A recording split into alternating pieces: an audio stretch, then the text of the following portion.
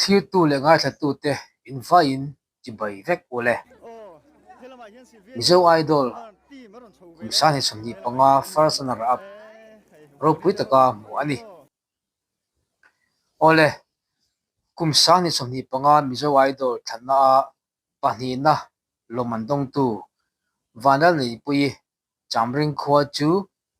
an khomi puiten ropui takin an lo buaka idol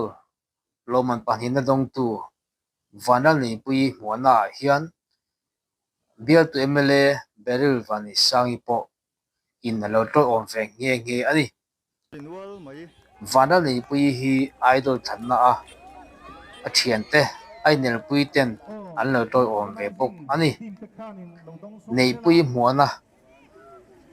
a hian khotlangin ruai buasai khotlangin ruai lo buasai in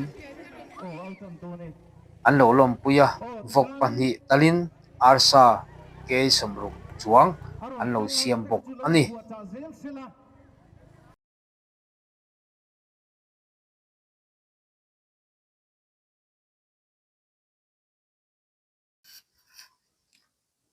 idol loman pahnina dong tu Neihpuii hi an khomi puiten an khokot chua an lo buaka manlaya Mizo miro puite chawmawina sangber pe in an ngai ropui ji entian nan an lo zon nge ani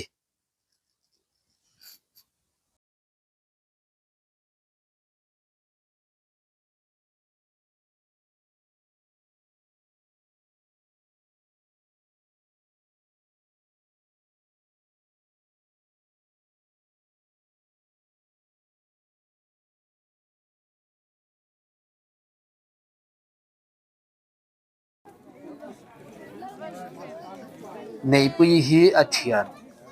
idol in thanna a ai nel puite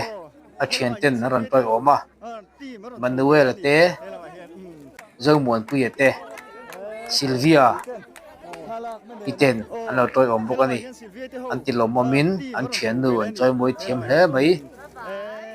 angai sanam tak zet aniที่เลยเขียนเลยโชว์ตัวนี้อ่ะที่เลยเขียนอันหัวนักตูตักกะโปรแกรมมันตูตักกะชื่อหูฮีตัวน่ากันฟลุกลายเขียนสุ่มสุยตั้งให้นารอนช่วงโดนตัวเอ็นเตียลายฮีอันหัวนักหุ่นตูดาสุกรุนจูอันนี้ส่วนคู่ลายทั้งลำปังควรนิจีน่ามากันเลยนัวไหม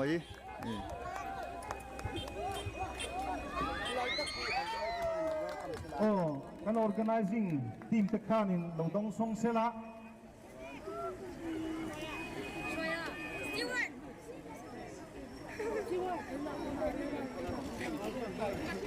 alton tone tikamin haron kel ho te ka chu lo in puat cha zel sela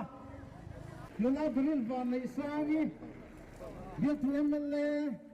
pangpartan na lo nei liang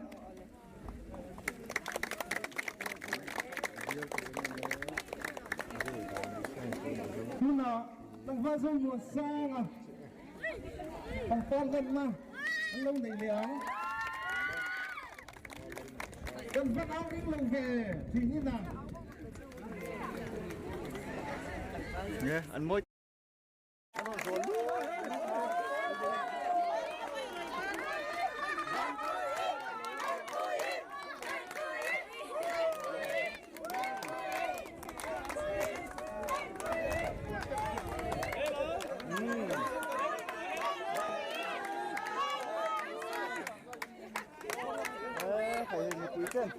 halak na din ang low chang buka tien